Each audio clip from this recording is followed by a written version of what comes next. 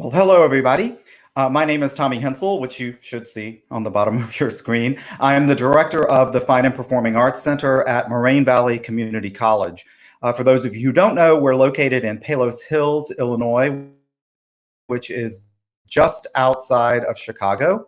And like every performing arts center on the planet, since March, we have been closed for several weeks, so we haven't been doing any performances.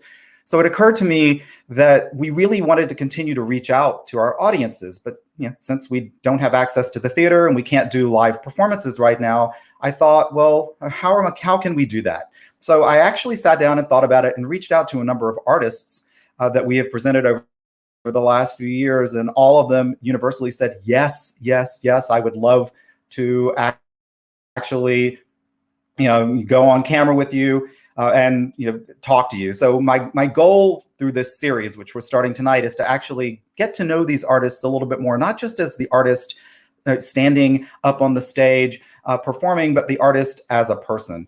So I've picked people that are special to me, both personally and professionally. So I'm very excited that we're starting this series, which will be every Tuesday night at 7 o'clock Central Time, with two of my very favorite performers. So let's welcome to our first live stream interview, Mallory Lewis and Lambchop. Hi, Tommy. Hey, Mallory, how are you? I'm great. And when you said all of the artists said yes, that's because we all miss that sound. And even though we can't get that sound, we get to engage with an audience in one form or another. So thank you for having me. Well, thank you for being here. And so I am beaming to everyone live from my apartment in Berwyn, Illinois. And everybody who's from Chicago just universally went, Berwyn, all at the same time, which if you don't know what that means, go to your favorite search engine and type in Svengoolie. You will get that. But where are you calling to us from today? To everybody from my kitchen island in Malibu, California. So you know what? I think a lot of us would actually trade with you right now. I mean, Berwyn's lovely, but I am isolating alone in this apartment, so it's that's it's hard. A little rough. I'm very lucky because I am isolating with my husband, who's wonderful, and my friends and I were talking, and the nicest thing is, he's the new husband, so we haven't annoyed each other for 20 years, which, can happen at the end of a marriage. So, yes. And my son is home from Georgetown School of Foreign Service, and he's sort of alternating between my ex's house and my house. And, of course, I have Lambchop, so that's a pleasure, mostly. Well, there you go. And hopefully we'll get to see Lambchop tonight because, we want to make sure that we talk to her as well. Definitely. She's here. She had a little bit of a just woke up from her nap, so she'll need a couple of minutes, but she has to pull her lashes together, that kind of thing. But yes, of course she's here.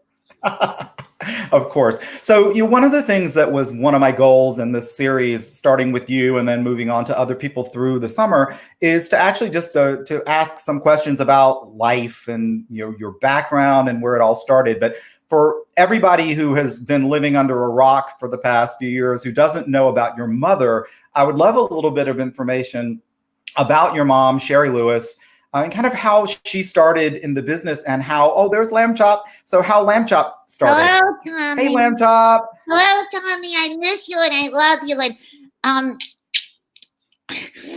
And Shari, wait, what was your question?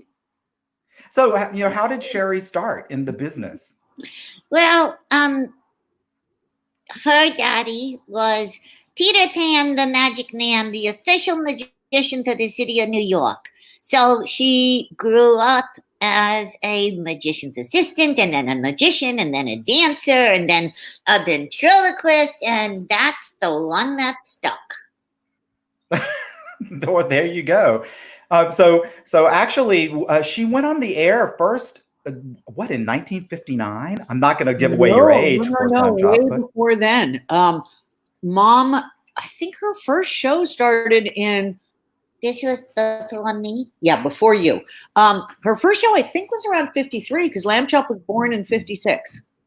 Oh, wow. Okay. So more than I thought. That's awesome. Yeah. So what was her first show? I think it was Fun in Sherryland or Hi Mom. I think it was Hi Mom, and it was a show that all the women on the show were teaching stuff like how to cook for your husband so he's happy when you come home, that kind of thing. And mom was the section for the kids. Okay. And so when did Lambchop, you said Lambchop went on the air in what, 1956? 1956, and don't I look good? You do. You are well preserved for I a have lamb from really 1956. dress. Because everyone in Hollywood gets stitched up. So yeah, mom had these puppets, Taffy Twinkle and the Samson maybe was the other one, who sounded suspiciously like Lambchop and Charlie Horse. And the Captain Kangaroo show called and said, "We love you, but we hate your dummies. What do you have?" And so she commissioned Lambchop, and Lambchop was born on the Captain Kangaroo show. I did not know that. I was a huge Captain Kangaroo fan when I was a kid. Really? So I think I saw Lambchop on Captain Kangaroo, but obviously not in 1956 because I'm not that old. Is that when you fell in love with me? I did fall in love with you when I was a little kid. I was born in the 60s. So, in the late 60s when I was a little kid watching all those shows, I remember Shari and I remember you. Tommy Hensel. Ah, so I also remember your siblings, Charlie Horse and the rest of them. So Yep. Hush Puppy. Yep, they're in the doghouse, so to speak, right now. I bet they are. Everybody just wants to see me because I'm the star. Twinkle, twinkle. There you go. So, Mally, one of the things I remember in one of the shows that you performed at our theater, you did a whole tribute to your mom, which I thought was awesome. And one of the things that I didn't know about her was that she had plans she was a dancer and she actually danced professionally. Mom wanted to be a prima ballerina. She got into ABT and she could learn any dance routine like that. Thank you for not doing that with your other hand. You're welcome. And but she was short. She was a little 5 foot tall, slightly curvy Jewish lady, and that's not a prima ballerina. And she didn't want to be in the chorus. She didn't have a chorus personality. Okay. Yeah, no, she didn't have a chorus personality. I'm sorry I never met her in person because I think she and I would have had a really good time. Oh, she would have loved you, Tommy Hensel. Just loved you. So, Mally, one of the things that I've never asked you, because I've known you for years and we've worked together numerous times, is that I've never talked to you about like what your goals were when you first went off to college and were planning to go out into the world. Did you intend to be a performer? No, boys. That was pretty much my general goal. Here, Lambchop, go have your dinner and you'll come back later, okay? All right, I'll be right back. So, I went to Barnard. I didn't deserve to go to Barnard. I had average grades. I had great SATs. But my mom waited till she was at the Easter egg roll at the White House and had the White House operator place the call to the head of admissions at Barnard. So this poor woman gets a call. This is the White House operator calling for Shari Lewis. And then my mom said, did my daughter get in? And what are you going to say when the White House operator has placed the call? But I think I was pretty, I'd always written. I had started writing when I was 12. I was ghostwriting my mother's column. So, wow. She paid me $50 a column, which actually was a lot of money when I was 12. With this COVID-19 thing, I'd take $50 a column now quite happily. I get it. But when I got out of college, I was teaching horseback riding during college and boys. That was pretty much what I did. So when I got out of college, I started working at New World Pictures Home Video. That was back in the year when the big question was beta or VHS. And then I went to work for RCA Columbia Pictures Home Video, and I was there Eastern regional sales rep for both companies. And then I came home. I just, was over New York. And so I started doing publicity because every Jewish girl does a stint as a publicist. And then I started writing for my mom's show for Lambchop's Play Along, and then took over producing that. At the same time, I wrote I've written 20 young adult novels. And then Mom died, and I kept getting these letters from people saying, "Is Lambchop dead too?" And I couldn't so, and also I was pregnant.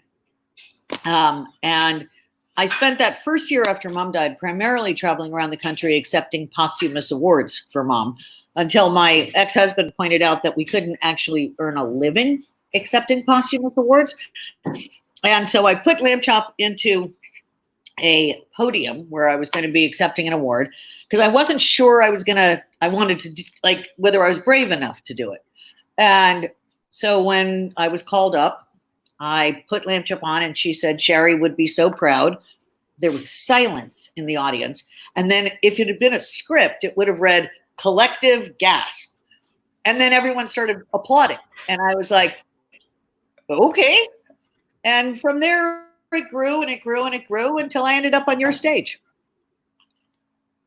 Wow. So, there's a question that just came up on the live stream. Did you feel pressure to revive Lambchop, or was it just that spontaneous moment? Pressure is the wrong word. Lambchop is my sister. It is a family legacy. I've spent my whole life working for Lambchop, writing for Lambchop, producing for Lambchop, managing merchandising for Lambchop. I didn't feel pressure, but it was, it's like saying, did you feel pressure to take care of your little sister when your parents died? Well, it's just what you do, and I love her, and she's given me so many amazing opportunities. I got to land on I did about 10 years. I did a lot of USO touring. So because of Lambchop, I've gotten to fly in a Black Hawk. I got to land on a carrier and a tail hook. I've traveled around the country. I've made wonderful friends like you. So she's been very good to me, and I am very grateful at how much people love her. So you'll see this comment that just popped up on the screen. So here she goes. Let's do this one. So this is one of our. So she's your boss. She is one of the most. This is a friend of mine. She is one of the most amazing artists. She's done a piece of art for me on Lambchop. That I guess I took it down as my profile picture, but it'll be up again in 5 days when the week is over. A lovely young lady. So yeah, she is my boss. There you go. So a question, because I know other people have asked me this question too. So Lambchop obviously was compelling for you to work with. What about Shari's other sibling, other kids, with a Hush Puppy? I worked with Hush Puppy. And Charlie Horse is very hard on the throat. And he's not Mom didn't really use him on stage. He's not a puppet you can sing with, really. I mean, you can, but it hurts, Hush Puppy didn't speak to me for the first 6 or 7 years after Mom died. And then one day he did. And so then he joined the traveling show that is my life. Mm-hmm. Yeah, and I've actually seen Hush Puppy in concert. So that's awesome. Yeah. So here's a question that popped up on the stream. Let me see if I can get that to show up. Yes, she is, because she's the one who gets me the gigs. Sorry, Adrian. She's the one who they hire, and I'm the one who gets to cash the check. So yeah, she's a very. There you go. So here's another question that I think is a really interesting one, because I know the answer to this question. How does Lambchop travel with you? in a Ziploc bag in my purse. I know that. The first time that you came to my theater and you opened up your luggage and Lambchop was in a Ziploc. Well, she doesn't get paid that way. So David Copperfield, my grandfather taught David Copperfield magic when he was young. And David is a friend of the family. And so at one point when, after Mom died, David has a private museum of magic, and puppetry is considered a magical art. David asked me if he could have a Lambchop for his museum. So I said, okay, and put the lamp in it. It was a Lambchop that Pat Reimer had stuffed and put an armature inside of. And so I went to, and I loaned him the boys, Charlie and Hush, to go with the exhibit. So I go to the museum, and David was wanted my approval of how it looked. And I said, David, it's great, but her eye line's a little bit off, because she was looking at the boys. But I said, do you mind if I fix that? He said, of course not. So I just reached over, grabbed her face, and bent her neck. And David goes, oh, like that. And I go, what's wrong? He goes, we only touch her wearing white gloves. And I reached into my purse and pulled one out by the leg. I said, I'm not that fussy. So actually, someone just asked this question. I'm going to put this one up on the screen for you. I don't have an exact answer to that, but I do know that they are specially ordered. Our master puppeteer, Pat Reimer, who built Lambchop for all of the 20 years I've been doing Lambchop, and for at least 20 of the years before that, just passed away a couple of weeks ago. He was ill, and he was young, but ill and in a nursing home. And we all know nursing homes are not the place to be right now. So Pat has all the materials to make Lambchop. It was a great loss to me, not for the making of Lambchop, but Pat has been one of my best friends since I was 16 years old, which, was at least a decade ago. So, but there are special socks, and the ruff on her, legs and tushy and head is made out of a custom made upholstery trim. All right, cool. So here's an interesting question that our mutual friend Joshua Kane has asked. There you go. Yes, I have. I have all of the originals. And people often will ask me, how many Lambchops are there? And I say, if I told you, I'd have to kill you. But yes, I've got them all. They look different than the puppets do now. Charlie, interesting. No, I would actually. Charlie had no body. He was just where he had no limbs. Hush Puppy was made out of a different fabric than we use now. Lambchop had tiny little legs. They all have evolved. Of course, I look different than I look too. So. Wow.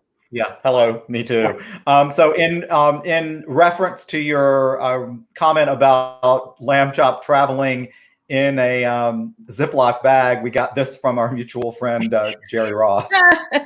Hi, Jerry.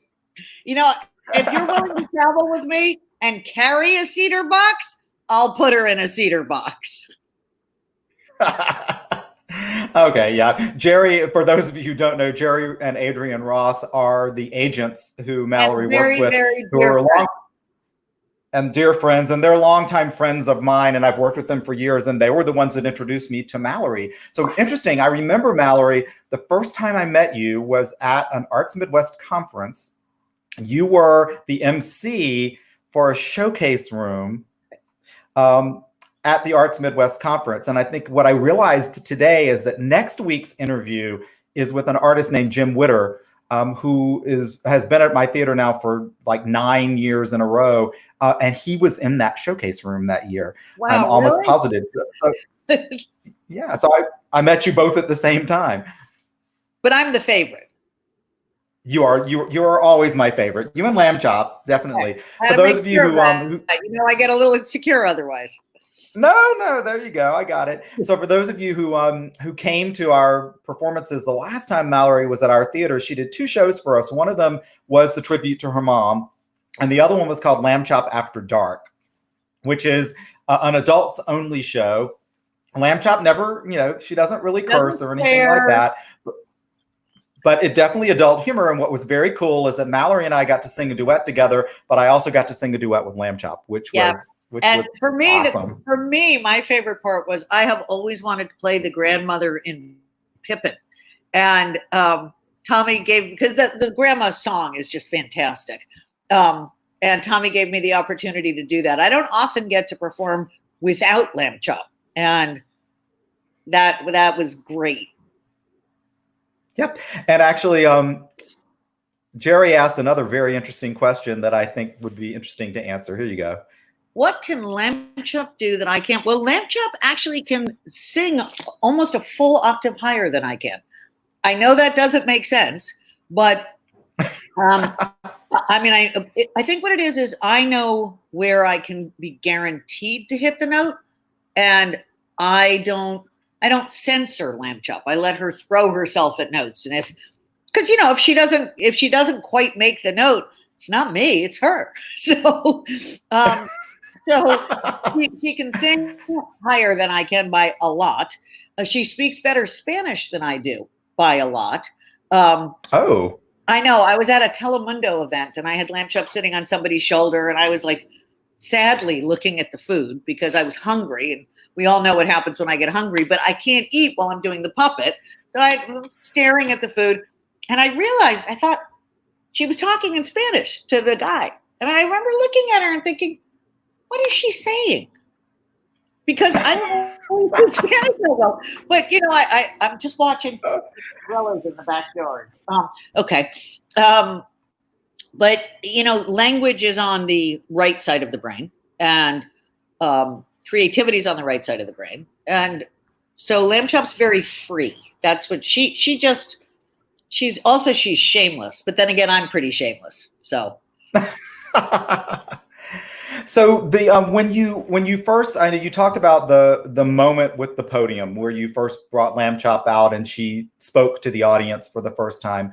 Was that when you decided that it would be that you should go out and do performances, or how did the well, I think what happened was very shortly after that, touring piece of it evolved. I got a call from a theater in Rhode Island, maybe.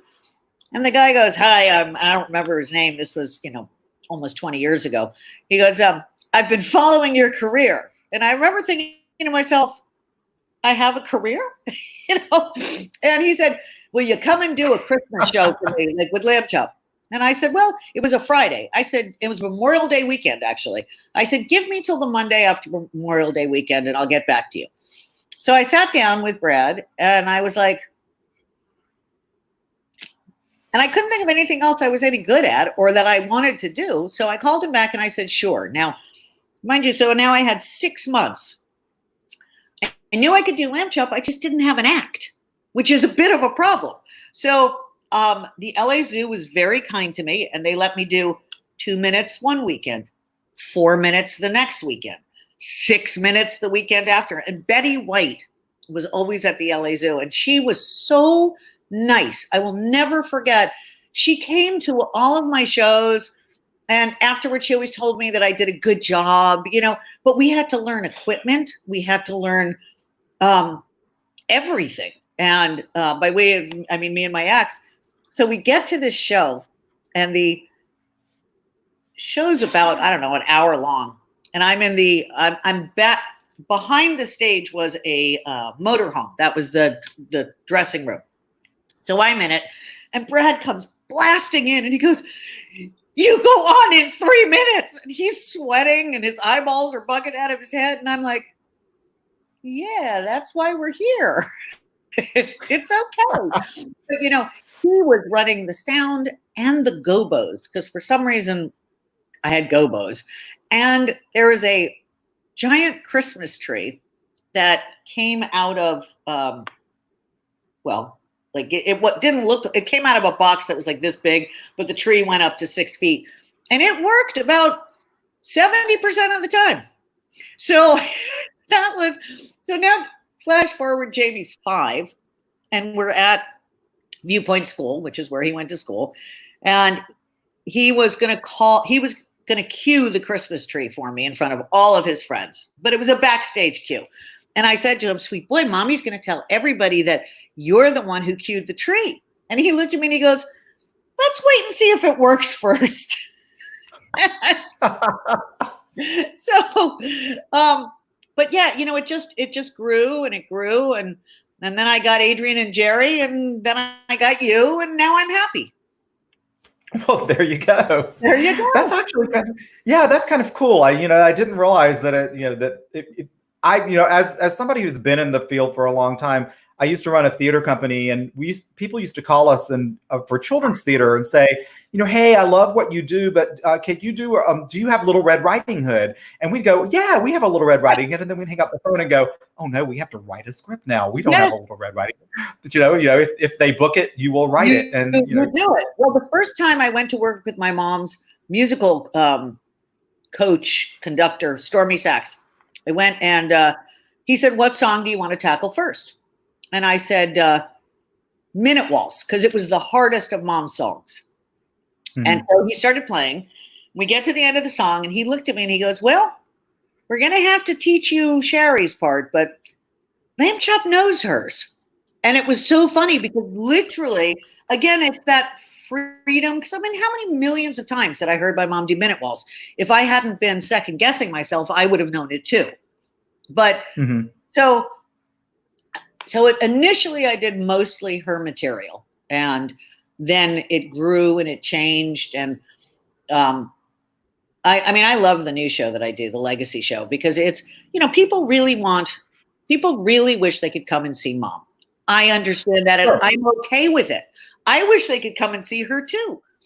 I wish I could go and see her. But since that's not possible, the Legacy show, as you know, is half me and Lambchop and Hush Puppy performing, audience participation, kids on stage. And the other half is me curating videos of Mom and stories about Mom. And as I say to the audience, no matter which hairstyle you remember, whether it's the ponytail, the Farrah look, the bob, the tight curls with the ponytail, no matter which Shari is your Shari, you're going to get to see your Shari. So, yeah. And it's also great because Mom does half the show. So, well, and there you go. As a performer, that's pretty awesome. And I have to say, when I saw that show, one of the things I loved was seeing some of those clips of your mom dancing. We talked earlier about the fact that she was a dancer. She was really good. Oh, yeah. She was a really good dancer. In her early 60s, in a gown and high heels, like this high, she could run down the stage, leap in the air, and land in splits. Now, I consider that I move with style. I wouldn't say I dance. I move with style. The only time I dance well is when my amazing 6 foot tall, big, strong husband is throwing me around. There you go. And that would be helpful. Very. I remember one of the things you talked to me about once when we were chatting about your career is you mentioned some of the times that you worked at the Magic Castle in LA. The castle was pivotal. Okay, the Magic Castle. Talk about that a little bit, because I think that's really fascinating. Well, the Castle in Los Angeles is one of the oldest private clubs in LA. You have to be a magician or know a magician or be willing to pay the money. And they have 3 rooms. They have the close-up gallery, the parlor, and then the palace of predigitation or something like that, which is the big room. And the first year that I was performing, the Castle was also very kind to me. You were only supposed to be able to perform at the Castle 2 weeks out of the year. They gave me 8 weeks that first year. And you do 3 15-minute shows a night, 21 shows in a week. So it is a brilliant opportunity for no money. I mean, I don't think it covered the gas and the false eyelashes, but it's a brilliant opportunity to learn a routine, because by the end of 21 shows, you know what's working and what's not.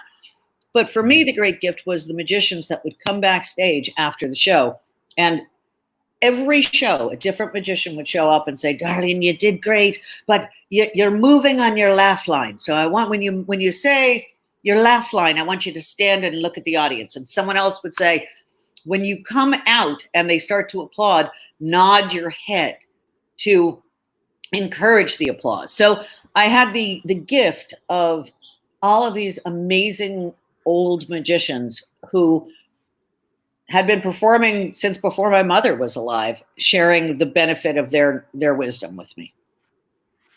Yeah, what's one of the things I found in my career, both as a performer and as a director and everything else, is that there are certain things like comedy, for instance, that on one level it's kind of intuitive. I mean, some of it's really technical.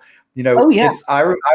Sometimes when I'm directing and an actor will come backstage and say, "Wow, that didn't get a laugh," I'll say to them, "Okay, when you do it tomorrow, pause for 3 seconds and turn your head to the right." And they're like, "What?" I said, "Just try it." And then they'll get a huge laugh the next day. I'm like, it is Yes. something that can be learned. Yeah, I don't think being funny can be learned, but I think getting a laugh off of funny material can be learned. Because I think either you're naturally funny or you're not. But yeah, it's the pause and the look.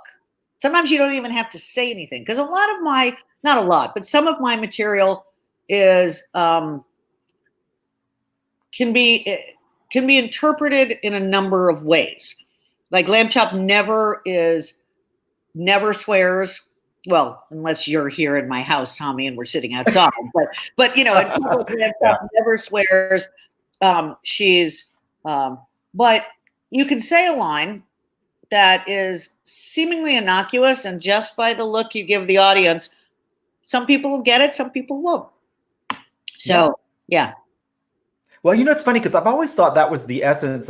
I mean, your stuff is not traditionally children's theater, but one of the things that I always felt was true about really good children's theater is remembering who buys the tickets, and making sure that the material plays to them, the parents, as well as to the children. And there's times when the kids will laugh, and there's times when the parents will laugh. That's why Play Along and Mom was such a success for so many years, because she could, the daddies could watch her and go, "Ooh, nice tight sweater." The mommies could watch her and, understand the jokes. And the kids, because if you just entertain the children, you've lost the people who buy the tickets. And it's funny because it's one of the greatest difficulties that I know Jerry and Adrian face is I don't do a kid show. I do it's not inappropriate for kids. And I try and do a show where you are never more than 2.5 minutes from something aimed at you, where it's music or comedy or dance or audience, but so the kids are not at all bored by it, but it's not aimed at them. It's aimed at people. People often say to me, "What's your audience?" I go, 25 to dead. You said that to me last week, as a matter of fact. 25 to dead.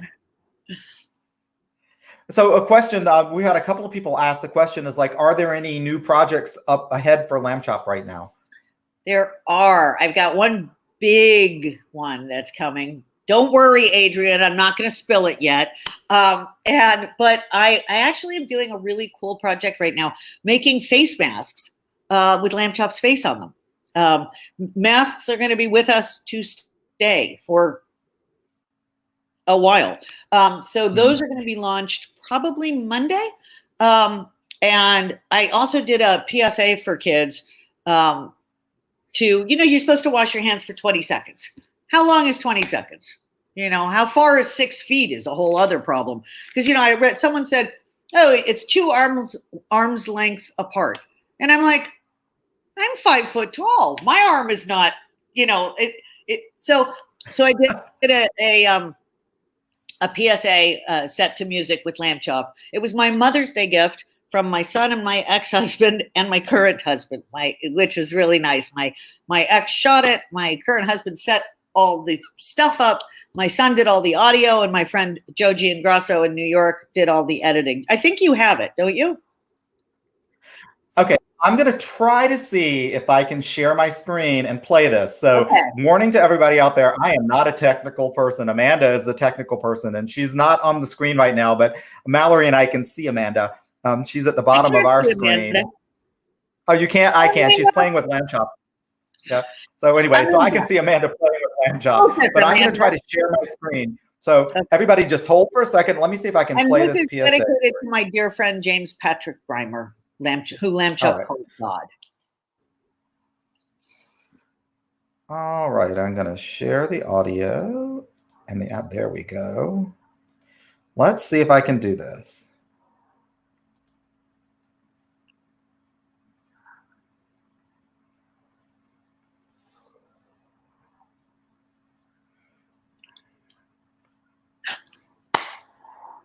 You got to take it back to the beginning, Tommy.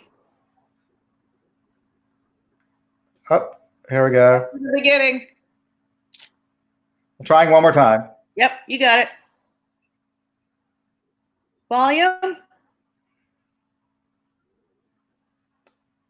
I don't know if I can make it any louder. Well, that's okay. If you go to my Facebook page by Friday, okay. It'll be posted there. And but it's head, shoulders, knees, and toes. Let me think. Wait. Wash your hands. You know, even though I just shot this 2 days ago, I don't remember the lyrics anymore. Just go to my Facebook page, Mallory Lewis and Lambchop, or Mallory. And what is my Facebook page?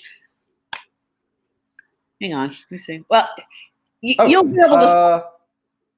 I'll send it to Tommy and he'll post it. Yep. So yeah. Yep, actually, I'll post it on our Facebook page. So once, because I know you were having some technical problems with the website. So once the website is all up and running again, send me the link and I'll put it on. In this time of Corona, this is when register.com decided to shut down my website and not allow me to retrieve the password. We're working on it. Boom. Let's not go there. Yeah, so I get it. So, but that's cool though. Awesome. And I'm very excited about the Lambchop face masks. I think they're going to be adorable. Cool. They come in red and pink and gray because my cousin is acting as brand manager. The one who lost her job because of Corona, who's a fashion licensing person. And she's like, I go, do you like the red or the pink? And she's like, I only wear black. Yep. And Jerry did post your website there, Mallory Lewis and Lambchop.com. Yeah, but it's not up and running right now because of register.com being dorks. But it will. Okay. Well, everybody bookmark the site and it'll be and here's a nice little a message from my friend Carolyn, who played piano for us when we were at the yes. She's my favorite of all accompanists. So yay, thank you, Carolyn. Good to see you there. I missed going on that food tour with you that night. You know, I don't know if everybody here knows, but Tommy is also a restaurant critic and has. If you want to have a good time, you let Tommy take you out in Chicago because you won't get food ever. Well, we're gonna hope when all this is done that all the restaurants that we love will reopen and we will go back to them. You know, sadly, I know there's some that won't, but we're fingers crossed that our favorite restaurants will be there. So what town is Chicago on? So the governor of Illinois has put us on a 5-phase plan for reopening, and we are in the Chicagoland area in phase 2, transitioning to phase 3. Some of the rest of the state is already fully into phase 3. Unfortunately, phase 5 is where we can actually do normal, like present shows in our theaters and restaurants can be open. It's going to be the last thing to come back. We're in transitioning to 2, but we just found out that it looks like LA County is going to, or I think it's California, but it's definitely LA, is going to be shut down until mid-July. Yeah, we're fearful that Chicago will be very, very similar to that.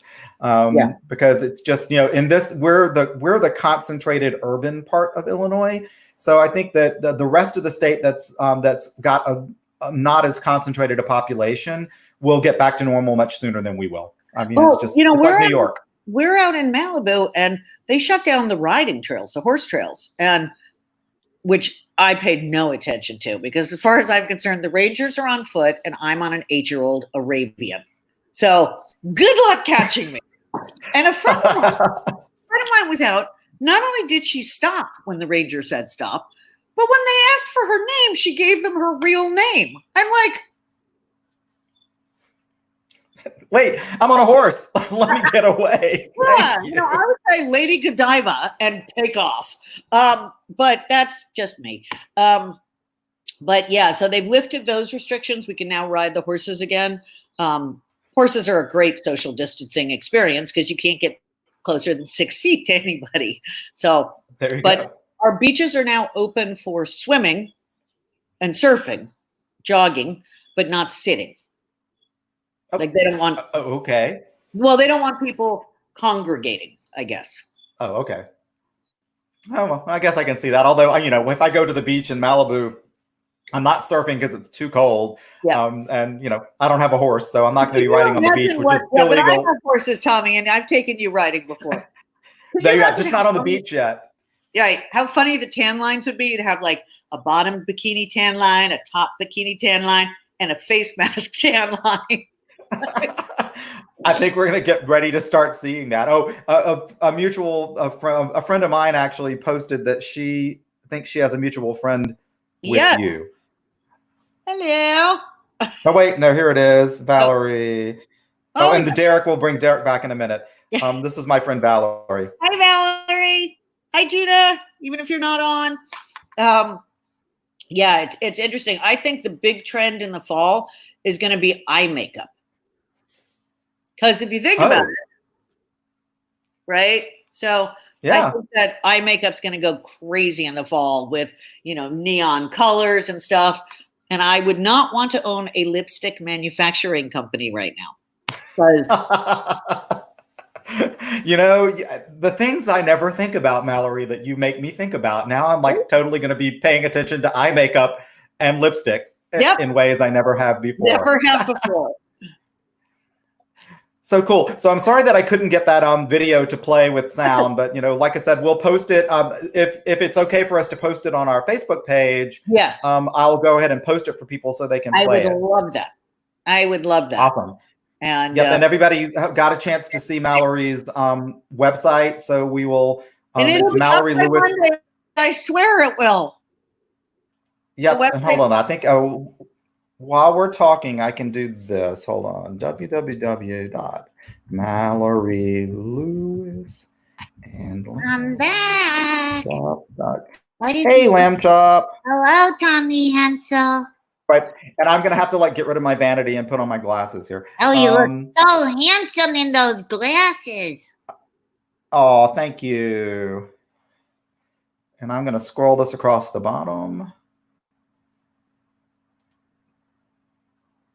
There we go. What are you doing, Lambchop? I'm just being silly. All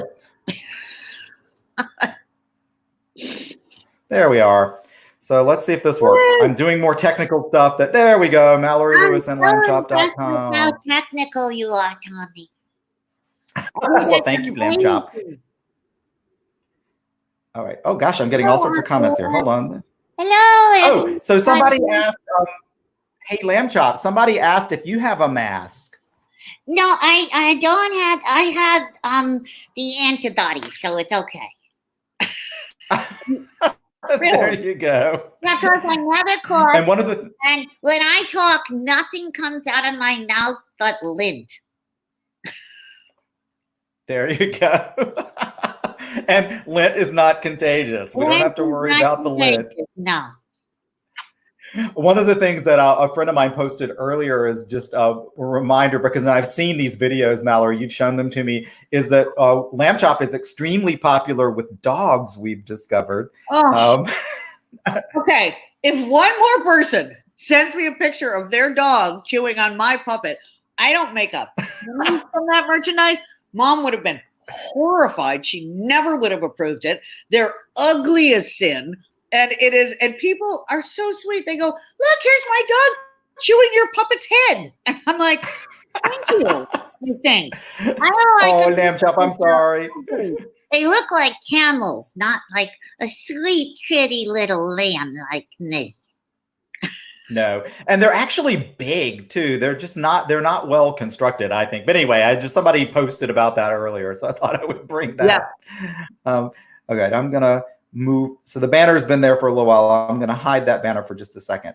Cool. So Mallory, I think I've kind of asked most of the questions that I had in the back of my head, and let me just see if there are any other comments that I'm missing of questions that people would like us to ask.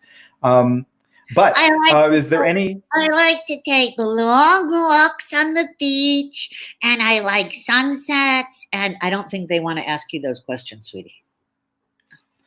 Oh, but we want to hear about Lambchop. I know, and I've actually performed with Lambchop After Dark when Lambchop had a little to drink. So, I know Lambchop likes a good rosé. I do like a good rosé. But I'm only 6, Tommy, so of course I don't drink. No, you don't. I'm only 6. What do I say? Oh, here's a really nice. I'm gonna post this one for you. Oh, that's so sweet. This is the song that doesn't end. Yes, it goes on and on, my friend. Some people started singing and not knowing what it was. Oh, wait. A friend of mine. Hold on. I got to pull this up on Facebook. Hold on. A friend of mine wrote very funny lyrics to the song that doesn't end, that are not something I could perform in a theater, but something's popping up. Hold on. So that's all right. This is my girlfriend Kate Cooper's version of the song that doesn't end. This is the virus that doesn't end. It might kill you and all your friends. Some people started threading it, not knowing what it was, and they'll continue threading it rather just because. So there's the dark side of the song that doesn't end. Oh, Lambchop. Oh, so my friend Chris asked this question. I'm going to post it here. Do I have plans to return to TV in any capacity? Yes, I do have plans. Now, whether, the saying, man plans, God laughs. So far, there's been 20 years of chuckles on that one from God. But yes, I do have plans and would like to very, very, very much. But mostly me. But mostly her. Mostly Lambchop. Oh, great. Oh, so Mallory, is there anything else that you wanted to tell us about, like what's going on with Lambchop or in the future or anything? Or, No, I would say,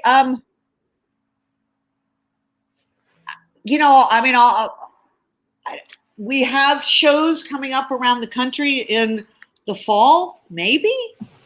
I mean, they're booked. Who knows? All the summer got canceled. Summer got canceled for everybody. I know how incredibly lucky I am because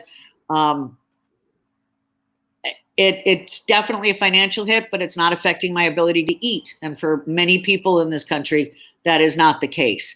I read a really great saying. Everyone goes, oh, well, we're all in the same boat. Well, we're not all in the same boat. We're all in the same storm. Some people are in little tiny rowboats with holes in them, desperately bailing so that they don't drown. Some people are on super yachts. I feel like I'm on a 30-foot cabin cruiser.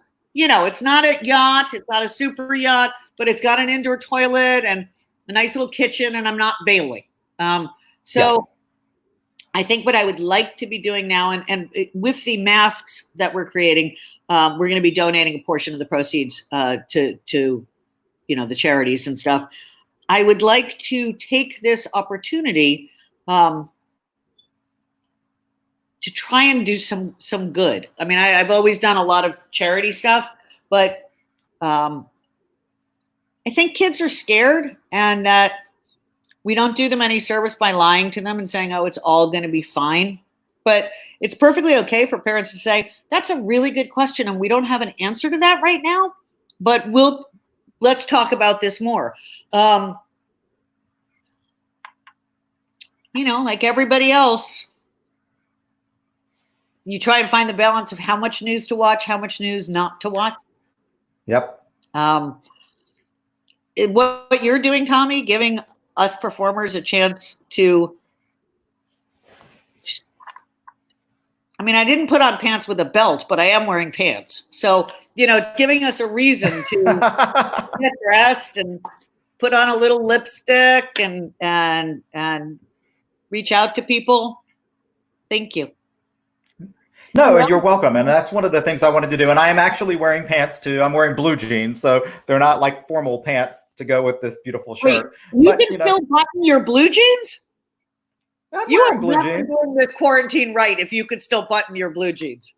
Well, you know what? I've been wearing them so much that they're stretched out. So at some point, I'm going to have to wash them, and they will not fit me anymore. Once they're dried, I am out of luck. Sourdough starter recipe? No, I don't, because I have never made sourdough. I bet you. I mean, I have plenty of friends who do. So if you want one, I can always send you one.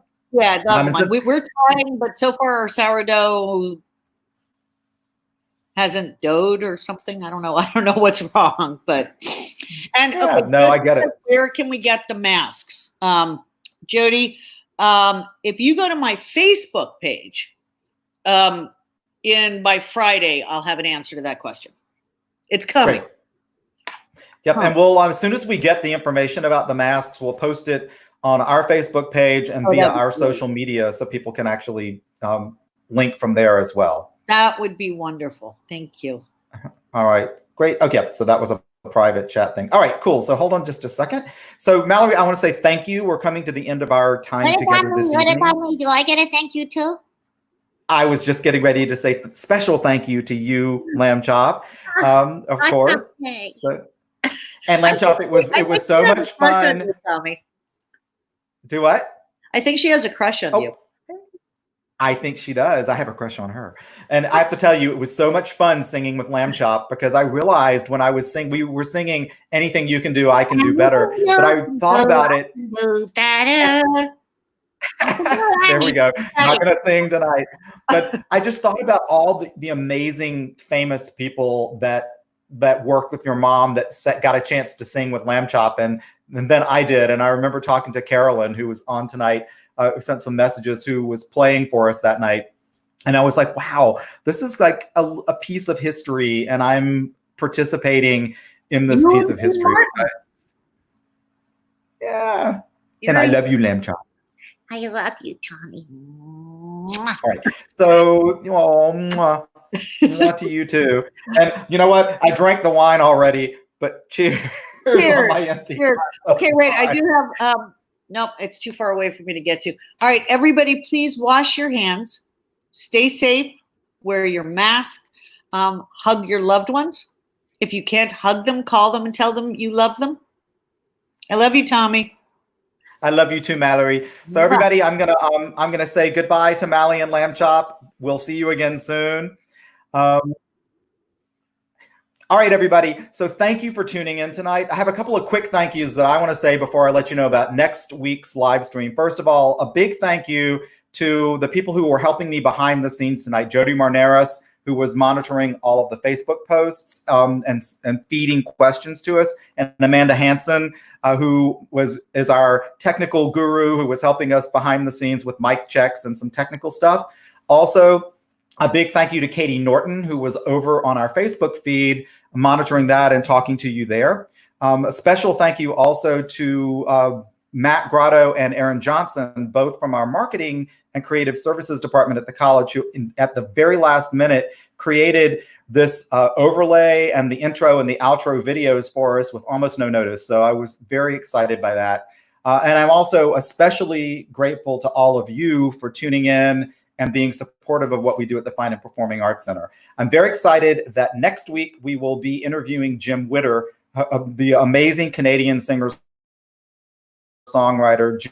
Jim first appeared on our stage in 2010, and I have booked him 9 times, and he's booked for the 10th time next season. So he's one of our favorite performers. And so I'm going to leave you with a trivia question for next week. So Katie, if you're listening to this, maybe you can do a Facebook post for us here.